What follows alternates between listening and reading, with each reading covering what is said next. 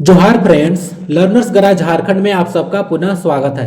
14th JPSC prelims GS paper 1 के इस series में आज सेट 3 को डिस्कस करने वाला हूं। इस सीरीज में मेन रूप से प्रीवियस ईयर क्वेश्चंस और एक्सपेक्टेड क्वेश्चन जो है से प्रोवाइड कराए जा रहे हैं, इंक्लूडिंग करंट अफेयर्स। तो क्लास में जो क्वेश्चन यहाँ पे फ्रेम किए गए हैं वो सब जो है से मॉडरेट टू एडवांस लेवल का है। तो क्लास काफ़ी ज़्यादा कॉम्प्रहेंसिव और फ्रूटफुल रहेगा, तो एंड तक आप लोग जरूर बने रहिएगा। आगे बढ़ने से पहले क्वेश्चन आपसे पूछा जाता है जिसका आंसर आपको करना है कि मुगल काल के दौरान पिछले शासन काल में जो सिक्के ढाले जाते थे उनको क्या कहा जाता था? खजाना, चालनी, मुहर या फिर बिखा? इसका आंसर आप लोग जरूर कीजिएगा। आज देखिए सेट 3 को डिस्कस करने वाला हूं। तो इस सीरीज का सेट 1 और सेट 2 का पीडीएफ टेलीग्राम पर ऑलरेडी प्रोवाइड कराया जा चुका है, तो जाकर डाउनलोड आप लोग कर लीजिएगा, रिवीजन में काम आएगा। क्योंकि वीडियो में ना इतना सारा चीज़ हो रहता है कि एक बार में तो आपको याद नहीं होगा, तो बार बार देखना पड़ेगा। तो रिवीजन के लिए पीडीएफ जो है जरूर आप लोग रख लीजिएगा, काफ़ी आपको फायदा रहेगा। Let's gear up. क्लास को काफ़ी ज़्यादा ध्यान से सुनिएगा। स्टार्टअप इंडिया जो है से अभी न्यूज में था, तो कंट्रोवर्सी से क्वेश्चन को फ्रेम किया गया है, ध्यान से पढ़िए और अटेम्प्ट कीजिए इसको। Which of the following statements is or are not true about startup India? Question को ना बहुत ही ध्यान से पढ़िएगा, काफ़ी माइन्यूट सा मिस्टेक करके मैं रखा हूँ। तो कौन जो है से स्टेटमेंट गड़बड़ है, ये आपसे पूछा गया है। एग्जाम में नोट को आपको ध्यान से पढ़ना है, नहीं तो गड़बड़ हो जाएगा। स्टार्टअप इंडिया जो कैंपेन है वो जो उसका 10 साल शुरू हो गया है, जब से शुरू हुआ था 2025 में। तो इसका मतलब है कि 2015 में शुरू किया गया था, तभी तो 2025 में इसका 10 साल पूरा हुआ। तो क्या स्टेटमेंट ये सही है? दूसरा है, नेशनल जो स्टार्टअप डे है वह जो है प्रत्येक वर्ष 16 जनवरी को जो है सेलिब्रेट किया जाता है, और विश्व में भारत जो है से 3rd लार्जेस्ट स्टार्टअप हब है। स्टेटमेंट थर्ड है कि जो नोडल मिनिस्ट्री है स्टार्टअप इंडिया प्रोग्राम के लिए वह department for promotion of industry and internal trade है। ये जो स्टेटमेंट थर्ड है। तो कौन कौन सा स्टेटमेंट इसमें जो है से गड़बड़ पूछा गया है? तो देखिए, एक भी गलत है और जो है से 3 भी गलत है। गड़बड़ क्यों हुआ? तो आंसर इसका जो है से देख लीजिए, पहले सी होगा। आइए देखते हैं गड़बड़ क्यों हुआ। तो जो स्टार्टअप इंडिया कैंपेन था वह तो लॉन्च किया गया था 16 जनवरी को, लेकिन यह 2015 में लॉन्च नहीं किया गया था, यह 2016 में लॉन्च किया गया था। तो जो स्टेटमेंट था ना कि 10 साल पूरा हुआ है, वह 2000 जो है से 25 में नहीं 2026 में इसका 10 साल पूरा हुआ है, 16 जनवरी को। तो हाल ही में हुआ है, तो इसीलिए न्यूज में था। अब देखिए, कंफ्यूज आप लोग मत होइएगा। जो स्किल इंडिया प्रोग्राम था उसको जो है जुलाई 2015 में शुरू किया गया था, तो उसका 2025 में 10 साल पूरा हुआ था। ओके ना? तो स्किल इंडिया, स्टार्टअप इंडिया से आपको कंफ्यूजन हो सकता है। ओके, तो ध्यान रखिएगा। वो स्किल इंडिया कैंपेन था जिसका पर्पस क्या था कि 2022 तक 40 करोड़ जो है यूथ को स्किल प्रोवाइड कराना है। तो इससे अलग है, इसको बारे में थोड़ा सा ध्यान रखिएगा। इसका पर्पस ये था कि एंटरप्रेन्योरशिप को प्रमोट करना, इनोवेशन नवाचार को बढ़ाना और स्टार्टअप इकोसिस्टम को जो है डेवलप करना, इसका मेन पर्पस था। और जो है 10 साल पूरा हुआ 2024 में, तो ऑलरेडी हो चुका है। तो स्टेट नंबर फर्स्ट जो है ये जो है इनकरेक्ट हो गया। यहाँ पे 2026 रहता तो सही हो जाता, क्योंकि 2016 में इसको शुरू किया गया था। स्टेटमेंट 2 जो है करेक्ट है।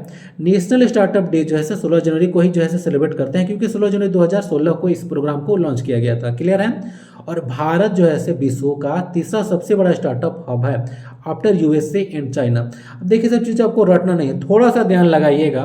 तो सब काफ़ी डेवलप कंट्री है और काफ़ी ज़्यादा इनोवेशन भी यहाँ पे होते रहता है। अकेले एलोन मस्क पता नहीं क्या क्या करते रहते हैं यूएसए में, और चाइना आपको पता होगा टेक्नोलॉजी के मामले में कितना आगे है। तो थोड़ा सा ध्यान लगाइएगा तो आपको समझ में आ जाएगा कि अच्छा, सबसे ज़्यादा स्टार्टअप या तो यूएसए या चाइना। इतना तो दिमाग में आना चाहिए, नहीं तो फिर आपका सारा साफ है सुफला, ठीक है, फिर गड़बड़ है। फिर थोड़ा बहुत तैयारी कीजिएगा तो आइडिया रहेगा कि हाँ, कौन सा देश में सबसे ज़्यादा स्टार्टअप होता है। तो टॉप पे यूएसए है और सेकंड पे चाइना, थर्ड पे इंडिया है। इस बारे में आप लोग ध्यान रखिएगा। अब देखिए, जो स्टेटमेंट थर्ड इनकरेक्ट हुआ ना, उसका बहुत ही माइन्यूट सा रीजन था। यहाँ पे मैं जो मिनिस्ट्री लिख के रखा हूँ ये गड़बड़ है। मिनिस्ट्री की जगह पर अगर मैं डिपार्टमेंट लिख देता तो स्टेटमेंट ये जैसे सही हो जाता, ठीक है। तो यहाँ पे जो मिनिस्ट्री में किया हूँ इसी चलते ये गड़बड़ हो गया। ये जो DPIIT है वो एक मिनिस्ट्री नहीं है, डिपार्टमेंट है, जिसको बोलते हैं department for promotion of industry and internal trade, ठीक है। हिंदी वालों को पढ़ना होगा तो इधर होगा कहीं पे, हाँ, उद्योग एवं आंतरिक व्यापार संवर्धन विभाग, ठीक है। तो हिंदी वालों ही पढ़ लीजिएगा, ओके ना। तो ये जो है डिपार्टमेंट है, और ये जो डिपार्टमेंट है वो आता है ministry of commerce and industry के अंतर्गत। तो यहाँ पे गड़बड़ था, एक्चुअली में DPIIT है डिपार्टमेंट है, और जो मिनिस्ट्री है वो है आपका ministry of commerce and industry. तो बहुत ही माइन्यूट सा मिस्टेक करके रखा गया था, स्टेटमेंट 1 गड़बड़ था और 3rd गड़बड़ था, इसीलिए इसका आंसर सी हो गया, क्योंकि यहाँ पे आपको नोट ट्रू पूछा था। नोट को ध्यान से पढ़िएगा, नहीं तो सिलेक्शन में नोट लग जाएगा। देखिए अभी न्यूज में आया था और PIB के द्वारा इस न्यूज को कवर भी किया गया था कि इंडिया जो है इमर्ज हुआ है वर्ल्ड में 3rd लार्जेस्ट स्टार्टअप इकोसिस्टम। बहुत ही ज़्यादा इंपॉर्टेंट पॉइंट है, क्वेश्चन यहाँ से बनेगा, ठीक है। जस्ट 10 ईयर्स में यहाँ पे बोला गया है। और यहाँ पे बोला जा रहा था कि पहले स्टार्टअप बहुत ही ज़्यादा कम था, 500 स्टार्टअप देखने को मिलता था 2014 में। अब BJP गवर्नमेंट है तो यहाँ से जो है 2014 से पावर में आई है, तब से अपना जो है ये गिनाएगी कि क्या क्या जो है अच्छे काम किए हैं, बुरे काम नहीं गिनाएंगे। टू ओवर 2 लाख टुडे, बोला जा रहा है कि अभी स्टार्टअप देखिएगा तो 2 लाख हो गया, पहले 2014 में 500 था।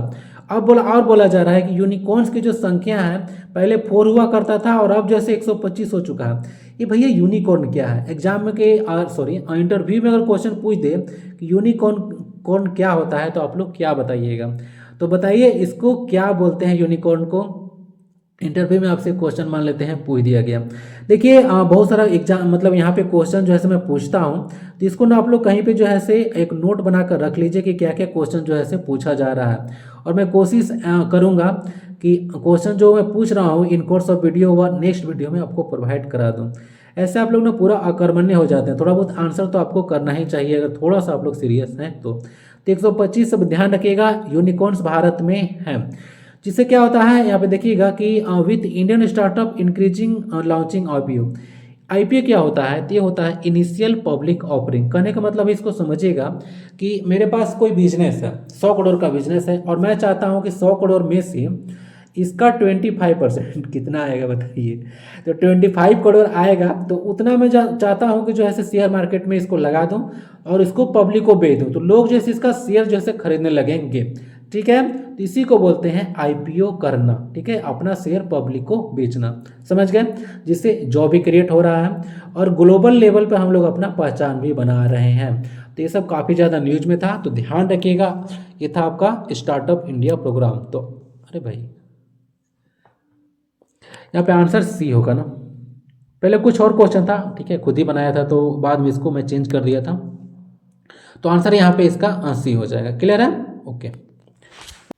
सेकेंड क्वेश्चन है, at which of the following Indus valley site was a terracotta replica relating to exploration of a plough discovered.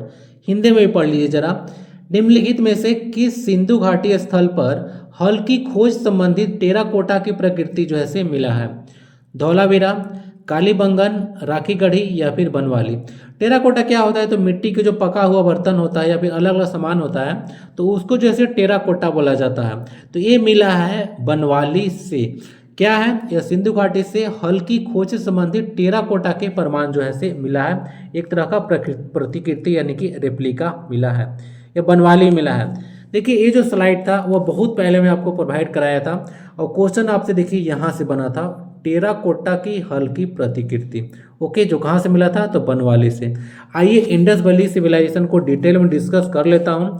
सबसे पहला बात आप लोग ये चीज़ ध्यान रखिएगा कि जो इंडस वैली सिविलाइजेशन है इसको हड़प्पा सिविलाइजेशन के नाम से जाना जाता था, लेकिन इंडस वैली जो नाम दिया गया था वह जॉन मार्शल के द्वारा 1924 में दिया गया था। इसका जो एक्सपेक्टेड टाइम पीरियड जो मोस्ट बोलिए कि एक्सेप्टेड जो टाइम पीरियड लिया जाता है वो 2500 से, याद रखिएगा 2500 BCE से 1750 BCE तक लिया जाता है। यही जो है इंडस वैली सिविलाइजेशन का टेन्योर माना जाता है। तो इसके बारे में थोड़ा सा आप लोग आइडिया रखिएगा। अब ये जो है ब्रोंज एज सिविलाइजेशन था, ब्रोंज एज सिविलाइजेशन था। अब डिटेल में इसको देख लेते हैं। आंसर डी हो गया। तो हड़प्पा देख लीजिएगा, इसकी स्थिति कहाँ पे है? तो रावी नदी पाकिस्तान में पड़ता है। 1921 में खोज किया गया था दयाराम साहनी के द्वारा। और कौन कौन सा साक्ष्य मिला है ध्यान से देखिएगा, क्वेश्चन एग्जाम में डायरेक्ट यहाँ से बनता है। स्वास्ति के चिन्ह, 100 के दफनाने के जो है साक्ष्य है, एक श्रृंगी वाला जो है पशु वाला मुहर, मोहनजोदाड़ो मूवी में आप लोग देखे होंगे, और एक वृषभ यानी कि बैल की मुद्रा मिला है। ये सब हड़प्पा से मिला है। मोहनजोदाड़ो का अर्थ ही पूछता है कि क्या होता है? तो मुर्दों का टीला होता है। ये जो है सिंधु नदी के तट पर है पाकिस्तान में। हड़प्पा रावी नदी के तट पर है और मोहनजोदाड़ो सिंधु नदी के तट पर है। ध्यान रखिएगा दोनों का, ठीक है ना, कंफ्यूजन होता है काफ़ी ज़्यादा। मुझे भी होता था। 1922 में राखल दास बनर्जी के द्वारा जो है इसका खोज किया गया। एक नर्तकी की कांस्य की मूर्ति, ये क्वेश्चन काफ़ी फेमस है, ठीक है, एग्जामिनर का, कि एक जो नर्तकी है उसकी जो है किस तरह का मूर्ति है, कहाँ से मिला है, तो कहाँ से की मूर्ति है, मोहनजोदाड़ो से मिला है। पशुपतिनाथ जी की मूर्ति है। उसके बाद ग्रेट बाथ, ये ध्यान रखिएगा, बृहद स्नानागार है। ग्रेट ग्रेनरी, दाढ़ी वाला जो बाबा थे, और बैल की मुहर, ये सब वहीं से मिला है। और मेसोपोटामिया के मुहर, ये सब मोहनजोदाड़ो से प्राप्त हुए हैं। कालीबंगा, जिसका अर्थ होता है काली चूड़ी, काली बैंगल, याद रखिएगा, ब्लैक बैंगल, घग्गर नदी के तट पर है, राजस्थान में। 1961 में खोजा गया बीबी लाल और बीके थापर के द्वारा। अब अग्निकुंड और वेदिकाएं, ठीक है, इसके साक्ष्य यहाँ से मिला है, ध्यान रखिएगा। जूते हुए खेत के साक्ष्य यहाँ से मिला है, कहाँ से, तो कालीबंगा से। क्वेश्चन फेवरेट एग्जामिनर का, काफी बार पूछा गया है। और नकाशीदार ईंटों के प्रयोग के साक्ष्य यहीं से प्राप्त हुए हैं, ध्यान से देखिएगा। लोथल है गुजरात में, भोगवा नदी के तट पर है। 1954 में रंगनाथ राव के द्वारा जो है इसका खोजा गया था। मनके बनाने का कारखाना और बंदरगाह देखने को मिलेगा। घोड़े के अस्थि पंजर और चावल के सबसे पुराने खेती जो है यहीं पे देखने को मिलेगा।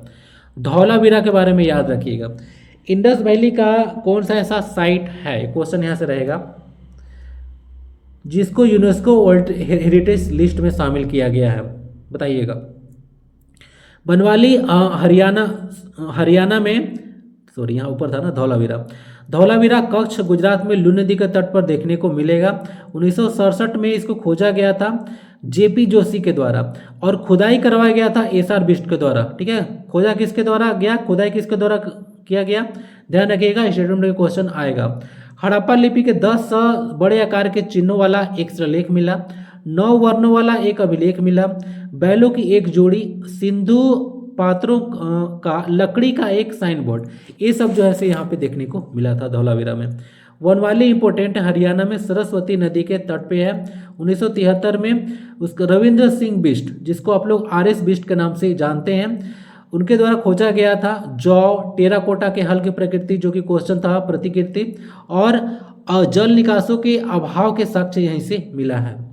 सुरकोत्ता देख लीजिएगा, गुजरात में साबरमती और भोगवा नदी के तट पर है। और 1972 में जेपी जोशी के द्वारा इसको खोजा गया। घोड़ों की अस्थियों और कब्र के साक्ष्य यहाँ से प्राप्त हुए हैं। चन्हुदड़ो को देख लीजिएगा, पाकिस्तान में है, सिंधु नदी के तट पर। 1931 में एनजी मजूम के द्वारा इसको खोजा गया। बैल गाड़ी की कांस्य की मूर्तियां देखने को मिला है यहाँ पे। लिपस्टिक का कारखाना।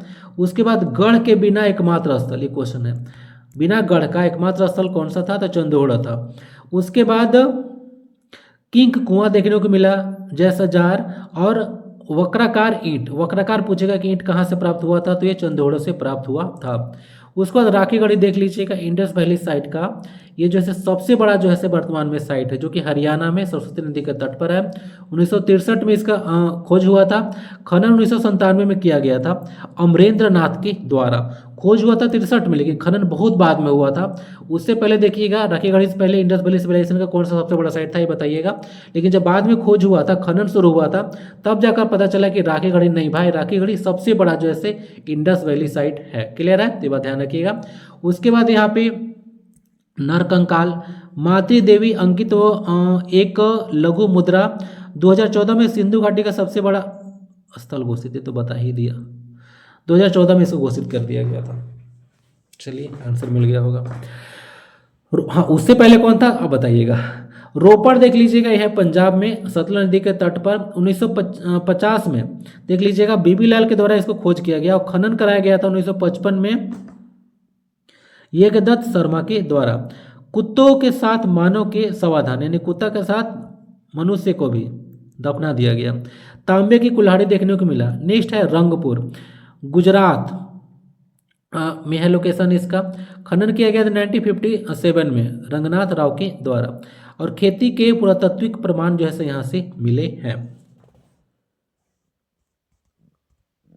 अफगानिस्तान में 2 जो है साइट आपको देखने को मिलेगा, ठीक है। एक तो सार्तोघोई है, और एक का नाम मुझे माइंड पे अभी आ नहीं रहा है, नाम जरा लिखिएगा, नेक्स्ट क्लास में इसको डिस्कस करता हूँ। अफगानिस्तान में कौन सा इंडस वैली साइट है, 2 का नाम लिखिएगा। सार्तोघोई तो ये मुझे याद आ रहा है, दूसरा ध्यान में नहीं है। तो डिटेल में सारी चीज डिस्कस कर दिया। इससे क्वेश्चन बार बार आता है, जिसको आप लोग ध्यान से देखते रहिएगा, पीडीएफ रख लीजिएगा। नेक्स्ट क्वेश्चन विजयनगर एम्पायर से आ रहा है, कर्नाटका से। तो पूछा गया है कि किस बैंक पे जो है से एम्पायर लोकेटेड था, तुंगभद्रा, नर्मदा, गोदावरी या फिर भीमा। देखिए आंसर इसका जो है सही है। ये जो आप लोग देख रहे हैं विजयनगर एम्पायर, वह तुंगा और भद्रा दो नदी मिलती है कर्नाटका में, तो वहीं पे इसकी कन्फ्लुएंस पर जो है से यह एम्पायर जो है से फ्लोरिस्ट हुआ था। तो विजयनगर साम्राज्य की राजधानी, जिसका नाम बता ही देता हूँ, आगे देखने को मिल जाएगा, हम्पी है। तो ये जैसे तुंगभद्रा नदी के तट पर लोकेटेड है। देखिए पूरा विजयनगर एम्पायर के बारे में शॉर्ट नोट्स मैं यहाँ पे प्रोवाइड करा चुका हूँ, टेलीग्राम पे भी इसको शेयर कर दिया था और कम्युनिटी में भी जो है इसको डाल दिया था। देख लीजिएगा जो विजयनगर एम्पायर है वह जो है तुंगभद्रा नदी के तट पर जो है फ्लोरिस्ट हुआ था। और इस एम्पायर की जो स्थापना जो है हरिहर और बुक्का के द्वारा किया गया था 1336 में। ठीक है, 1336 में। हरिहरा 1 या फिर बुक्का 1 बोलेगा तो भी सेम चीज़ है। ठीक है, 1 यही थे। देखिए विजयनगर एम्पायर पर 4 जो है से रूलर जो है से यहाँ पे शासन किए थे। और कौन कौन से थे, इसका ऑर्डर जो है से एग्जाम में लगाने के लिए आता है। अगर 3-4 अगर एम्पायर है या 4 कोई भी चीज़ बनता है तो वह जो है स्टेट पीसीएस का फेवरेट क्वेश्चन बन जाता है। उसको जो है आपको असेंडिंग या डिसेंडिंग ऑर्डर में लगाने के लिए दिए जा सकते हैं कि पहले कौन आया और बाद में कौन आया, या फिर सबसे बाद में कौन था और पहले कौन था, इस तरह से ऑर्डर दिया जाता है।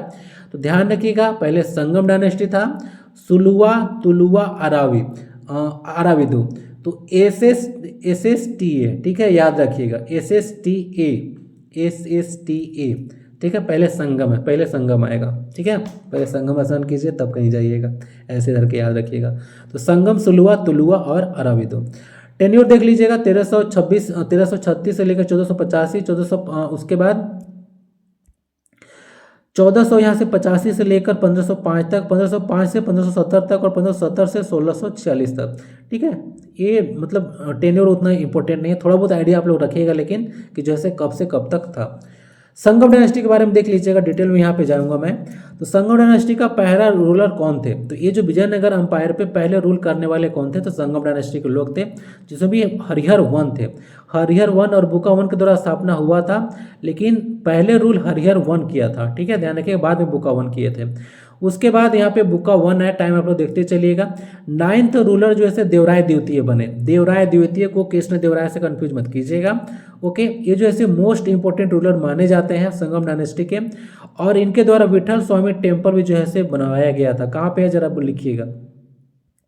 राष्ट्र जो है प्रौधा राय जो है रूलर थे 1485 में।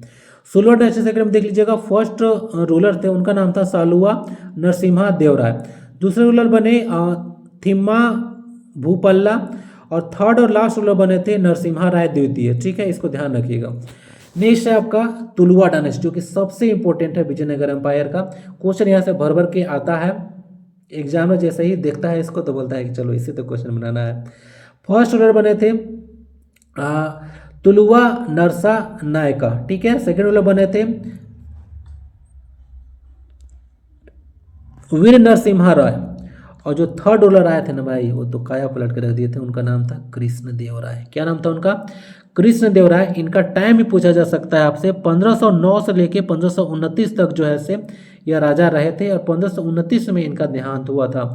इनको आंध्रा भोज के नाम से जाना जाता था। क्या बोलते थे इनको, आंध्रा भोज के नाम से जाना जाता था। और ये जो है से अपनी माता, ठीक है, के नाम पर एक नागलपुरम जो है से सिटी की स्थापना भी किए थे। ध्यान रखिएगा, सिटी नागलपुरम कहाँ पे है जरा ये बताइए, क्वेश्चन यहाँ से बनेगा कि नागलपुरम सिटी कहाँ पे है।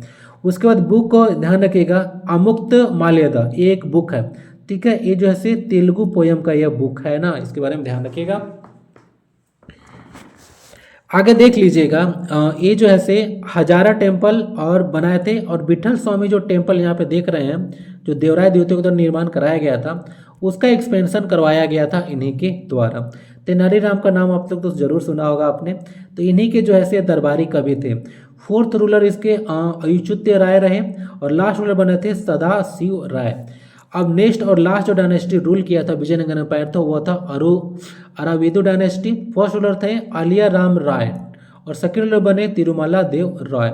लास्ट बने थे श्रीरंगा तृतीय, ओवरऑल जो विजयनगर एम्पायर पे जो शासन किए थे टोटल, तो 29th किंग थे यह श्रीरंगा तृतीय। ठीक है, विजयनगर एम्पायर के क्वेश्चन में पूछा जा चुका है। और कुछ पॉइंट आप लोग देख लीजिएगा, जो हम्पी है जो कैपिटल, ओके, वो जो है यूनेस्को वर्ल्ड हेरिटेज साइट में भी शामिल इसको किया जा चुका है 1986 में। क्लियर है। भारत का पहला यूनेस्को साइट कौन सा है, ये आपसे क्वेश्चन रहेगा।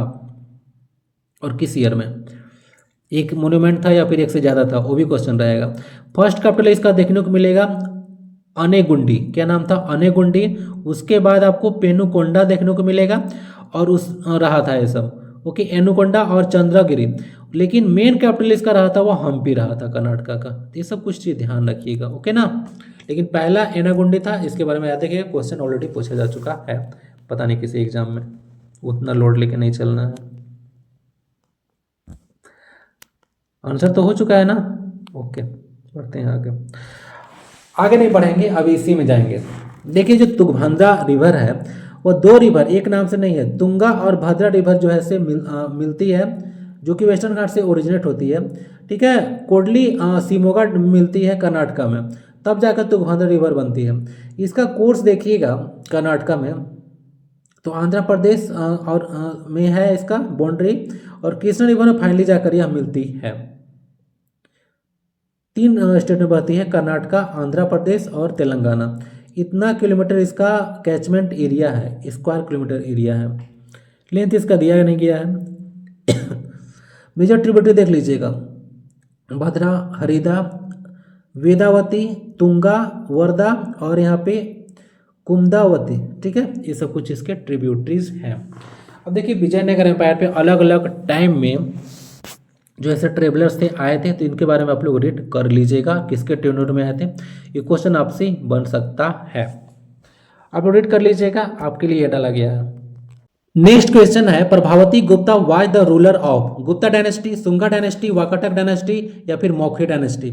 नाम में गुप्ता पढ़ के अगर गुप्ता डायनेस्टी लगा दीजिएगा तो ये सब गलत हो जाएगा। हाँ, गुप्ता डायनेस्टी की यह बकायदा डाउटर थी, लेकिन यहाँ की शासिका नहीं थी, रूलर पूछा गया है, ध्यान रखिएगा।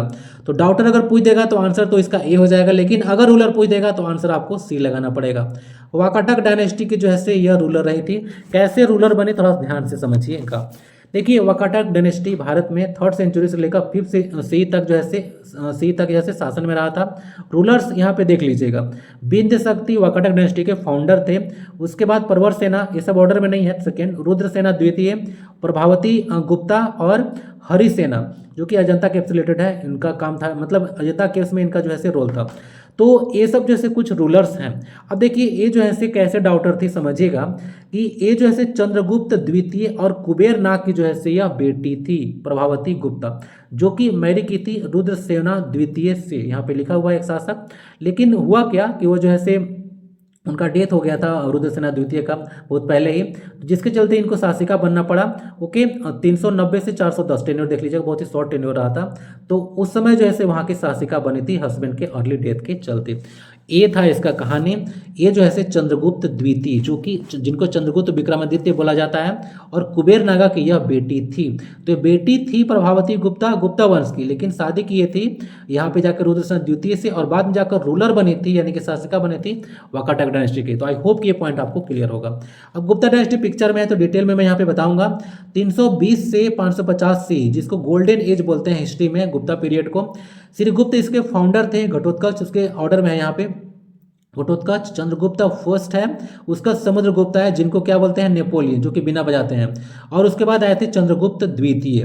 ठीक है, तो यह समुद्रगुप्त के पिता, समुद्रगुप्त पिता थे चंद्रगुप्त द्वितीय के, जिनको चंद्रगुप्त विक्रमादित्य बोलते हैं।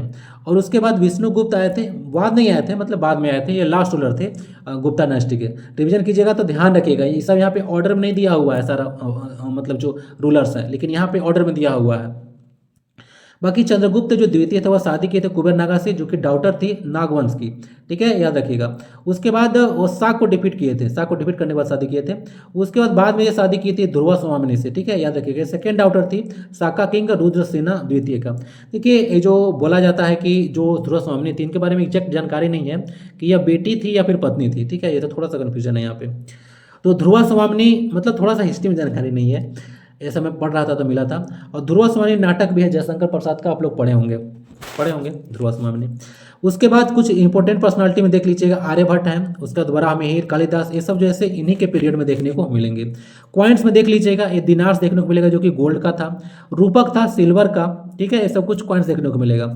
और बोला जाता है कि ये जो सब मतलब जो गुप्ता डायनेस्टी को नष्ट किया गया था, वो जो हून था उनका जो इन्वेशन आक्रमण हुआ था उसके चलते यह साम्राज्य जो है बर्बादी पर पहुंच गया था।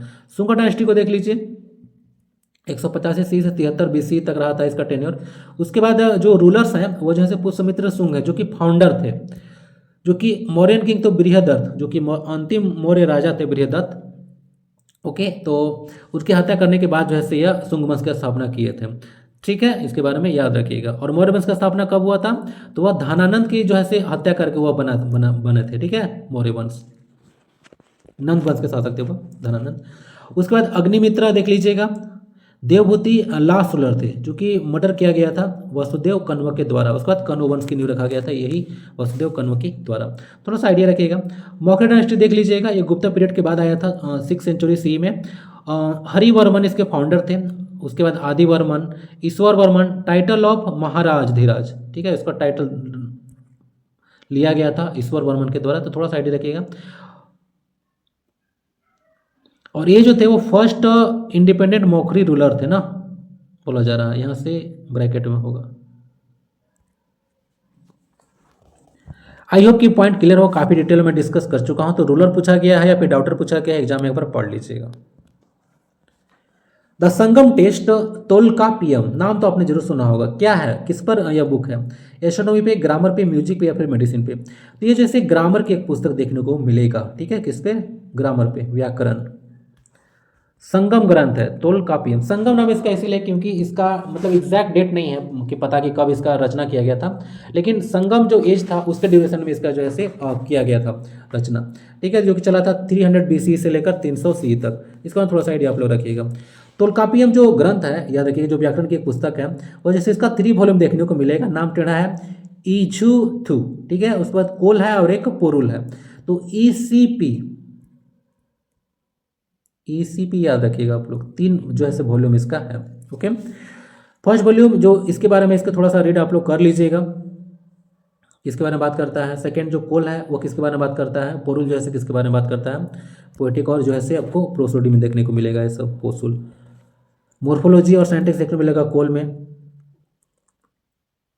Sound system of classic Tamil जो है इसमें देखने को मिलेगा आपको इसुजू में। ऑथर देख लीजिएगा, इनका जो है तोल्कापियर नाम है, ऑथर तोल्कापियर है।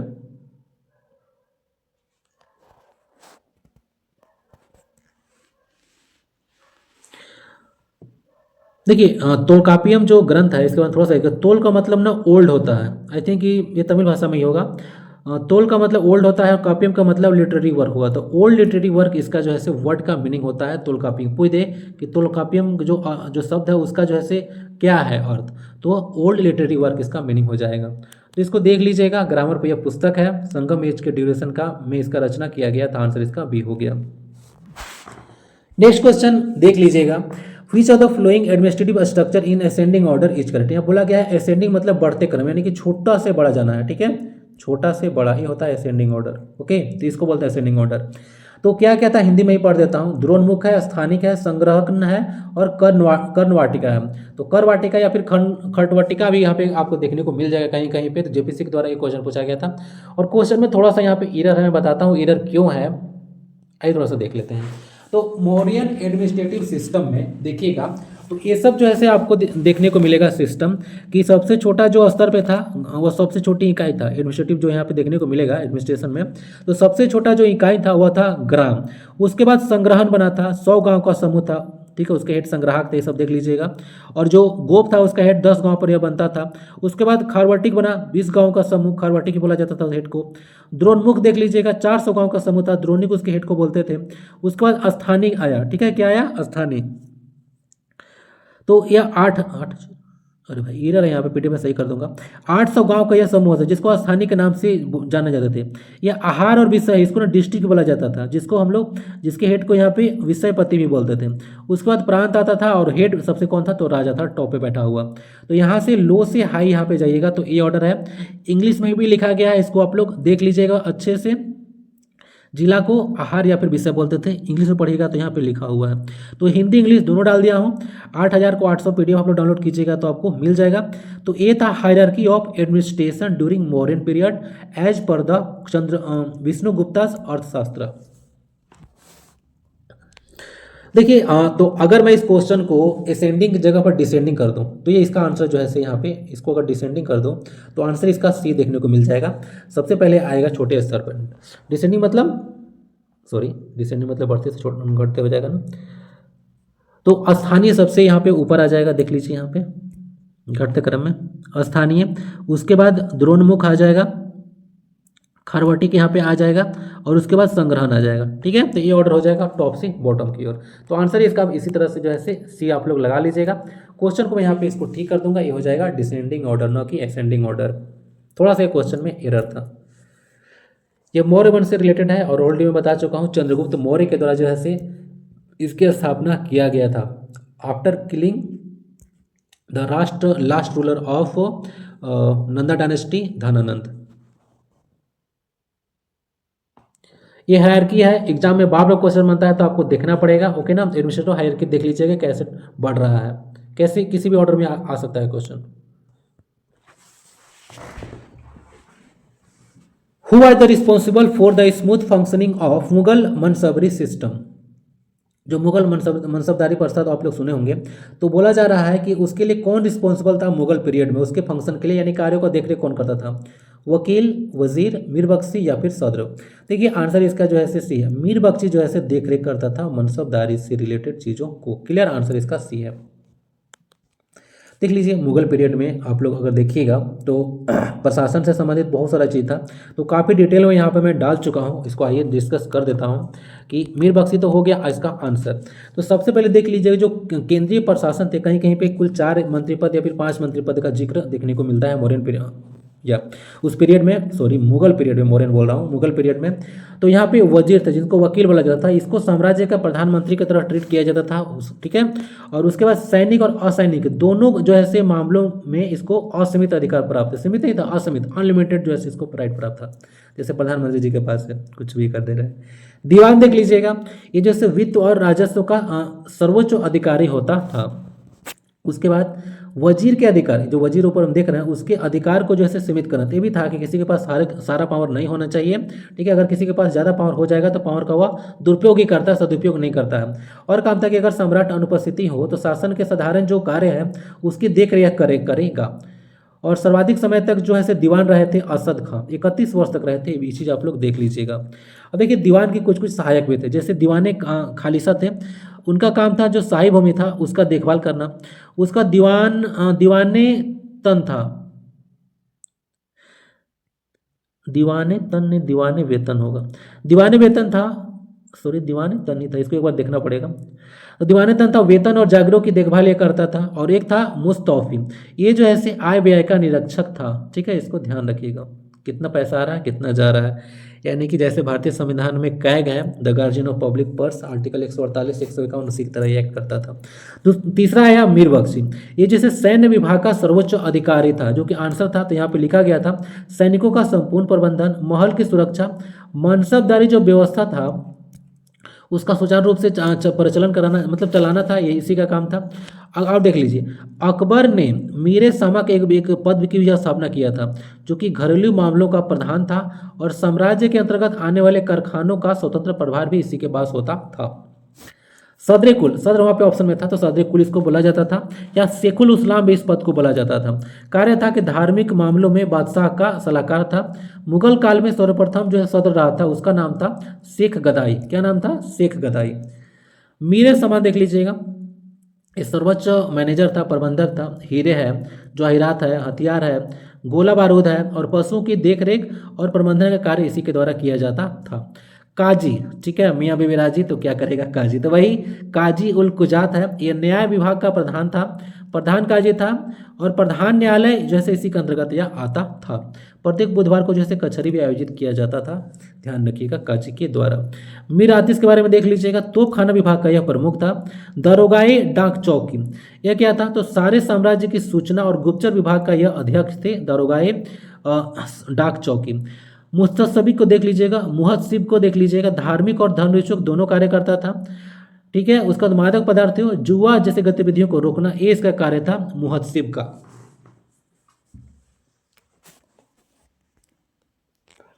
ओके, तो ये था आपका मुगल पीरियड। तो मुगल पीरियड के बारे में आपको आइडिया होगा, 1526 वह डेट दिया जाता है जब बाबर जो है से, बाबर और इब्राहिम लोदी, ठीक है, तो बाबर इब्राहिम लोदी के बीच में लड़ाई होता है, पानीपत की पहली लड़ाई, ठीक है। तो पानीपत की पहली लड़ाई में बाबर जीत कर आते हैं और मुगल डायनेस्टी का नींव पड़ता है 1526 में। ओके, याद रखिएगा।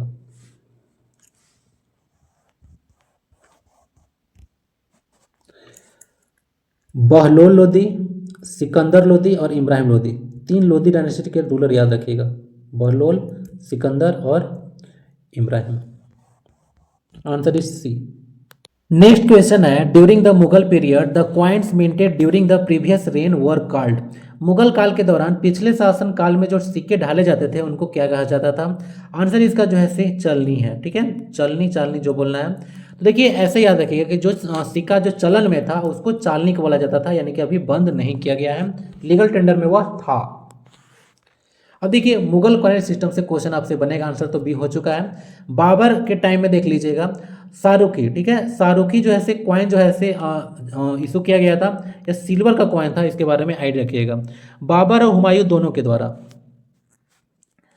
अब अकबर के काल में देख लीजिएगा, एक मोहर कॉइन था जो कि गोल्ड से बना था, रुपया था जो कि सिल्वर से बना था, और यह डैम था जो कि कॉपर से था, ठीक है। इसके बारे में आइडिया रखिएगा, डायरेक्ट क्वेश्चन पूछेगा कि मुगल जो अकबर का रेन या फिर मुगल पीरियड में जो मोहर था वो किससे बना होता था, रुपया था वह किससे बना होता था, कॉपर, और जो डैम था वह किससे बना होता था।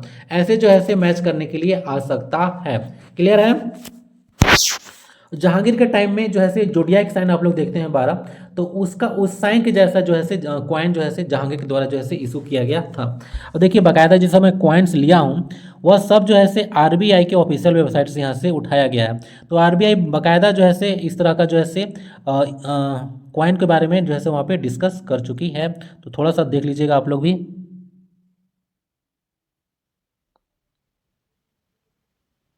ये सब गोल्ड का कॉइन देखने को मिलेगा। अब ये सब जो है आपको सिल्वर कलर से पता चल रहा होगा, पीली धातु गोल्ड। अब देखिए कुछ और कॉइन्स हैं उसका क्वालिफिकेशन, जैसे चालनी है जो कि मैं डिस्कस किया था कि प्रीवियस रेंज में सब कॉइन को शुरू किया गया था जो कि अभी भी लीगल टेंडर या सर्कुलेशन में था। बीखा क्या होता था, तो यह ओल्डर या पुराना, टोर्न आउट और डिवोलेटेड कॉइन्स को बोला जाता था बीखा। और एक ताज़ा सिक्का है, ठीक है, तो ताज़ा सिक्का तो समझ के ताज़ा सिक्का है यानी कि नया नया है।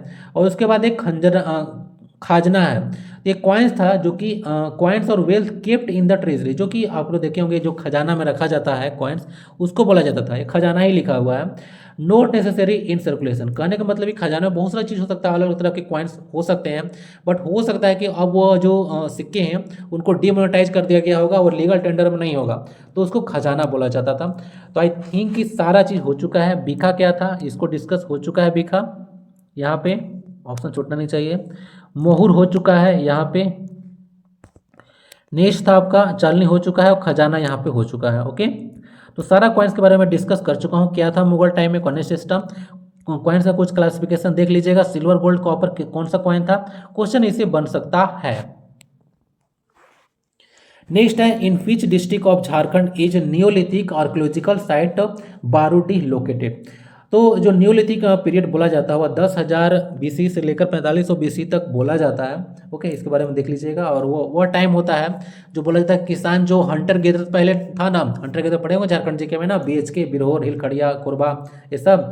तो उन लोग क्या करते थे कि हंटर गेदर से छोड़कर जो है अब जो है खेती बाड़ी लोग करने लगे थे, तो वह न्योलिथिक पीरियड का वह टाइम था। तो इस तरह का जो न्योलिथिक साइट है बुरुडी वो कहाँ पे, हजारीबाग, सिमडेगा, जामताड़ा या फिर ननो एवं। तो आंसर इसका डी देखने को मिलेगा। बुरुडी प्लेस जो है आपको कहाँ पे मिलेगा, तो ये आपको झारखंड के जो सबसे बड़ा डिस्ट्रिक्ट है वेस्ट सिंहभूम, वहाँ पे देखने को मिलेगा। एरिया वाइज सबसे बड़ा डिस्ट्रिक्ट है ये। ओके, एरिया इतना ही है इसका। वेस्ट सिंहभूम, तो आंसर डी हो गया। हजारीबाग में देख लीजिएगा एक स्टोन का मेगालिथ साइट है, करंट अफेयर्स आप लोग पढ़े होंगे तो इसको मैं डिस्कस किया था। स्टोन का मेगालिथ साइट इस तरह से देखने को मिलता है, एक स्टोन यहाँ पे है और एक स्टोन जो है से यहाँ पे है, और सन जो निकल आता है यहाँ पे तो लगता है ना कि सन जो है से इसी के बीच से निकल रहा है। तो काफ़ी जो है से इंपॉर्टेंट जो है से यह एस्ट्रोनॉमिकल इवेंट के लिए फेमस है, तो ध्यान रखिएगा। ये कहाँ पे है, बरवाडी हजारीबाग में।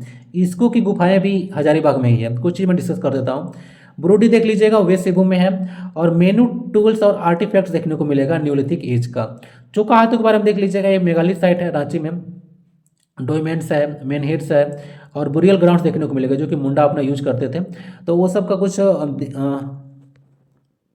रिमेन्स देखने को मिलेगा। बेनी सागर कहाँ पे है, तो ये भी वेस्ट सिंहभूम में है, इसके बारे में रखिएगा, इंपॉर्टेंट है। इटखोरी चतरा में है। इटखोरी जो है वो किस किस रिलीजन से संबंधित है, बुद्ध से, जैन से, हिंदू से, कौन से है, या फिर 2-3 से है, बताइएगा इटखोरी के बारे में। मांद्रोव फोसिल पार्क देख लीजिएगा, ये फोसिल पार्क है जो पार्क जो कि 95 एकड़ में फैला हुआ है साहेबगंज में। जुरासिक एरा का मोनूमेंट माउंटेन पूछेगा कौन सा है, तो राजमहल ट्रेप है, याद रखिएगा, ये भी साहेबगंज में है। और बेंटोनाइट जामा जिसको मुल्तानी मिट्टी आप लोग बोलते हैं, वह राजमहल जो है ट्रेप में ही देखने को मिलेगा, राजमहल हिल्स में साहेबगंज में। तो ये सब कुछ देख लीजिएगा, झारखंड जीके में तो आप लोग पढ़ते होंगे, और 10 क्वेश्चन झारखंड जीके से भी पूछा जाएगा जीएस पेपर 1 में भी। तो झारखंड जीके को आप लोग काफ़ी अच्छे से फोकस करके चलिएगा। और देखिए एग्जाम का भी नोटिफिकेशन में नहीं है, हो सकता है मार्च में बोला गया है, अप्रैल मई में भी नोटिफिकेशन है, उसके 1-2 महीना बाद एग्जाम होगा, लेकिन प्रिपरेशन आप लोग अच्छे से शुरू कर दीजिए, ठीक है। और आलतू फालतू वीडियो तो आप लोग देखिए ही मत, ठीक है। थोड़ा बहुत काम का जो वीडियो रहता है, कोई डाउट होता है, प्रॉब्लम होता है तो देखिए, नहीं तो नहीं देखना है, पढ़ाई पर ध्यान दीजिए, नहीं तो बहुत ज़्यादा डिस्ट्रैक्शन होता है। 10th क्वेश्चन है, विच of the following is not correctly match. तो कुछ बिल्डिंग है और कौन कौन से उसके निर्माण करता थे। लाल महल बलबन के द्वारा, गयासुद्दीन बलबन है तो उनके द्वारा किया गया था। लाल महल हो गया। हिंडोला महल जो है होसांग शाह के द्वारा निर्मित किया गया था। उसके बाद है जहाज महल, गयासुद्दीन खिलजी के द्वारा इसका निर्माण किया गया था। और लाल दरवाजा मस्जिद है जो कि बीबी राजे के द्वारा इसका निर्माण कराया गया था। देखिए इस क्वेश्चन में भी जो है एरर है। एरर कैसे है आइए मैं डिस्कस करता हूँ। देखिए लाल महल सही है दिल्ली में, गयासुद्दीन बलबन के द्वारा इसका निर्माण कराया गया था, तो पहला चीज़ तो सही था। हिंडोला महल देख लीजिएगा, मांडू मध्य प्रदेश में है। होसांग शाह के द्वारा इसका निर्माण कराया गया जो कि मालवा के सल्तनत के सुल्तान थे। जहाज महल धार एमपी में है, गयासुद्दीन खिलजी के द्वारा इसका निर्माण कराया गया था। और लाल दरवाजा देख लीजिएगा मस्जिद, ये बीबी राजे के द्वारा जो है निर्माण कराया गया था, जो कि मोहम्मद शाह सरकी की रानी थी, बीबी राजे। अब देख लीजिएगा जो एक और लाल महल है जो कि पुणे में बनाया गया था शाहजी भोसले के द्वारा शिवाजी महाराज के लिए। उसके बाद एक और जहाज महल देखने को मिलेगा जो कि महरौली दिल्ली में है, ये लोधी डायनेस्टी का है। ओके, लोधी डायनेस्टी के पीरियड में इसको बनाया गया था। तो यहाँ पे जो दिया गया है जहाज महल गयासुद्दीन खिलजी, ओके, वो मैं कैसे मान लूँ कि आपने जो है ये एमपी वाला दिया है, जबकि एक जहाज महल जो है दिल्ली में भी है, तो इस तरह से जो है गड़बड़ हो जाएगा। ओके ना। लाल महल का तो चलिए ठीक था, शाहजी भोसले ऑप्शन नहीं था, लाल महल था वो बलबन दे दिया तो मैं लगा सकता हूँ, लेकिन इसको मैं कैसे लगा दूँ, कैसे मैं जानूँ कि गयासुद्दीन जो खिलजी थे वो जो बनवाए वो जहाज महल इसी के बारे में बोल रहा है, तो ऐसा तो नहीं बोल सकते हैं। और ऐसा अगर है तो चारों के चारों फिर ऑप्शन जो है सही हो जाएगा, तो किसको सही मानो। तो अगर आपको सही करना है तो ये जो जहाज महल है, ठीक है, ये जो जहाज महल है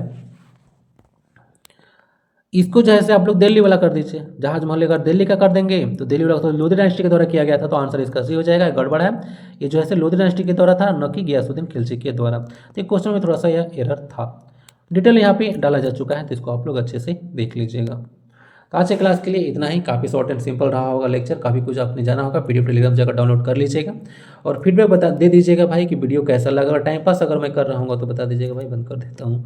वंदे भारतम, जय हिंद।